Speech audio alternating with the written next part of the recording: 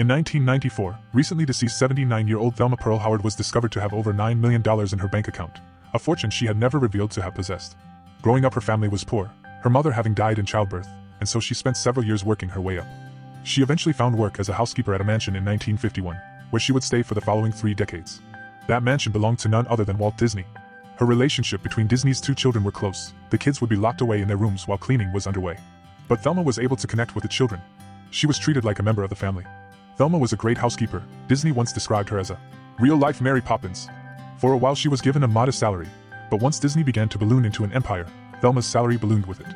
In fact, every year on her birthday and Christmas, Disney himself would give Thelma shares of the company's stock. And Thelma Howard died a multimillionaire, with a whopping 193,000 shares. And out of respect for her boss, Thelma never once flaunted the money, keeping it as a secret from everyone. In her will, she gave half the fortune to her son, and the other half to help disadvantaged children, now known as the Howard Foundation. For a very long time we have been wrong about French fries. Fries, or French fries, one of the most popular side dishes in the world. However, despite its name and popularity, the French fries are not French.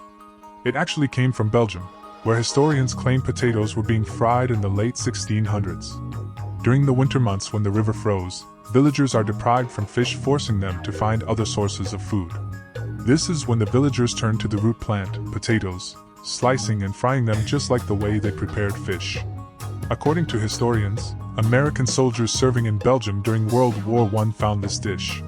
Since the dominant language of southern Belgium is French, they dubbed the tasty potatoes French fries.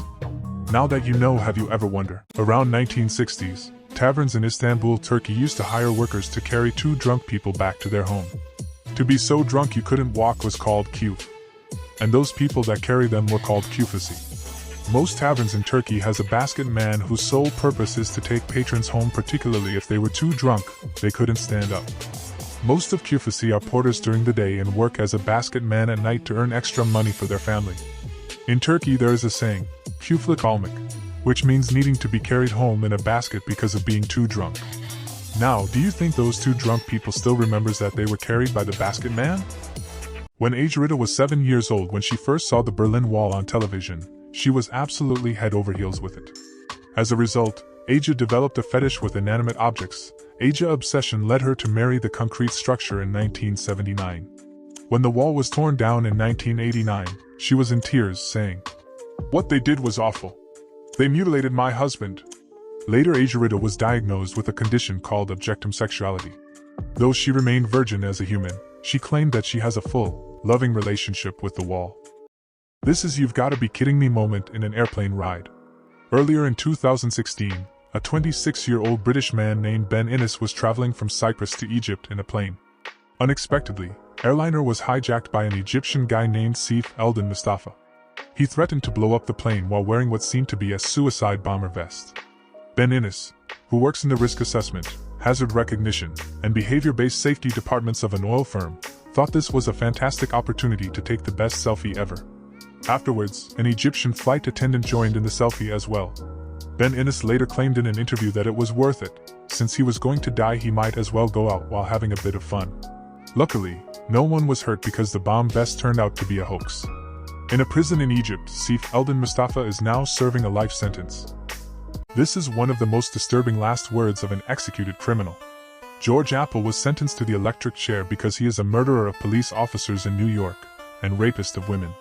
And just before his death, he shared a bit of his humor with those present, saying, "Well, gentlemen, you are about to witness a well-cooked apple," referring to his last name, Appel. These were the criminal's last recorded statements. What a dark humor he possesses, and they were disturbing. In 1946, Princess Alice knew that her son was going to propose to her girlfriend Elizabeth II. Princess Alice decided to give her tiara she was given on her wedding day to use the diamonds on it to create a ring for her future daughter-in-law Elizabeth II.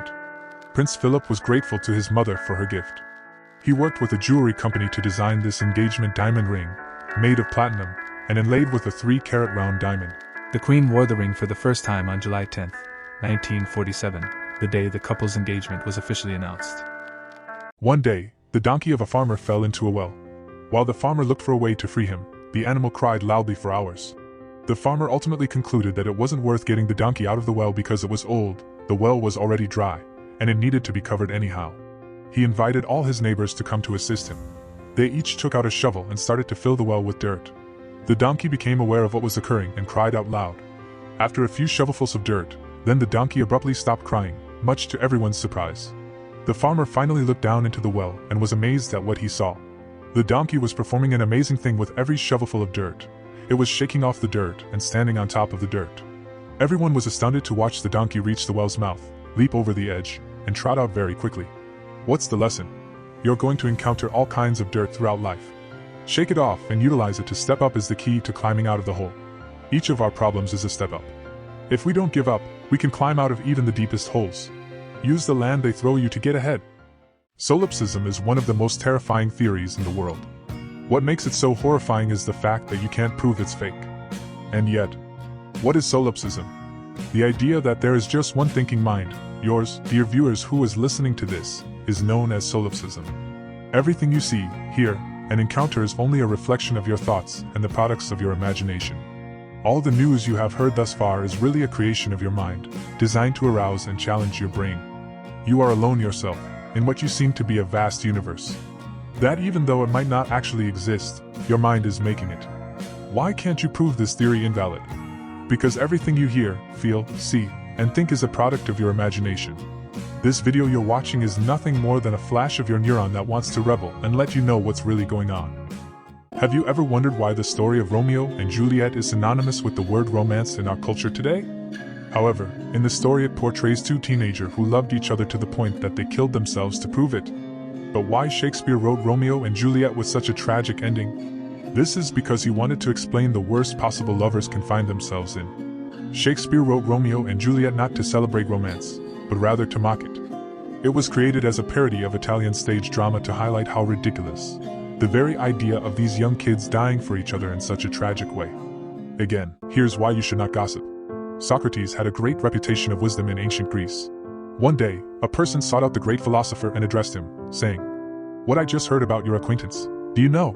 Socrates answered, "I want you to put the 3 sieves to the test before you inform me." "The 3 sieves?" "Yes," Socrates continued. "It's wise to pause and consider what you mean before mentioning the others. I refer to it as the 3-sieve test. The truth is the first sieve. Have you verified the truth of what you're about to tell me?" "I simply heard it." "No." "Excellent. Thus, you are unsure if it is true. The second filter, kindness, is what we use next. Is it good what you want to tell me about my friend?" "Oh no. Quite the opposite. You want to tell me negative things about him, and you're not even convinced they're true," Socrates questioned. "Perhaps you still have a chance to pass the utility test on the 3rd sieve. Is it helpful for me to already know what you plan to tell me about this friend?" "No, really. This means that what you were going to tell me is neither true nor good nor useful," Socrates said. "Why then did you wish to share this with me?" "Gossip is not good.